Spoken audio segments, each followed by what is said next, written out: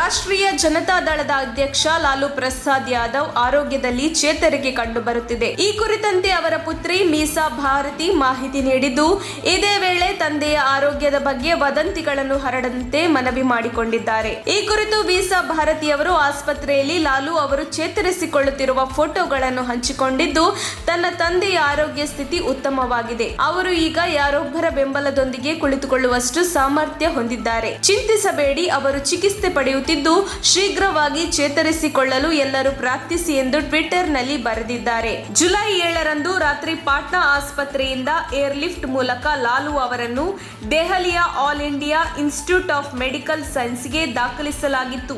RJD ಮುಖ್ಯಸ್ಥ ಲಾಲು ಅವರು ನಿವಾಸದಲ್ಲಿ ಬಿದ್ದು ಬಲಭುಜದ ಮೂಳೆ ಮುರಿತಕ್ಕೆ ಒಳಗಾಗಿದ್ದಾರೆ. ಕಿಡ್ನಿ ಮತ್ತು ಶ್ವಾಸಕೋಶದ ಸೋಂಕು ಹಾಗೂ ರಕ್ತದೊತ್ತಡ ಸಮಸ್ಯೆಯಿಂದ ಲಾಲು ಬಹಳ ದಿನಗಳಿಂದ ಬಳಲುತ್ತಿದ್ದಾರೆ. ಬಿಹಾರ ಮುಖ್ಯಮಂತ್ರಿ ನಿತೀಶ್ ಕುಮಾರ್ ಅವರು ಲಾಲು ಪ್ರಸಾದ್ ಅವರನ್ನು ಪಾಟ್ನಾ ಆಸ್ಪತ್ರೆಗೆ ಭೇಟಿ ನೀಡಿ ಅವರ ಆರೋಗ್ಯ ವಿಚಾರಿಸಿದರು.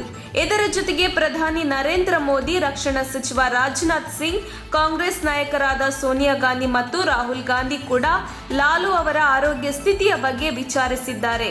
ತಕ್ಷಣ ಬೇಕಾಗಿದ್ದಾರೆ.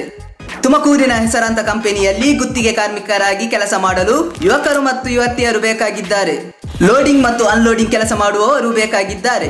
ವಿದ್ಯಾರ್ಥಿ SSLC, PUC, BSc pass by ನೇರ ಸಂದರ್ಶನ ಇರುತ್ತದೆ. ESI ಮತ್ತು PF ಸೌಲಭ್ಯ ಇರುತ್ತದೆ.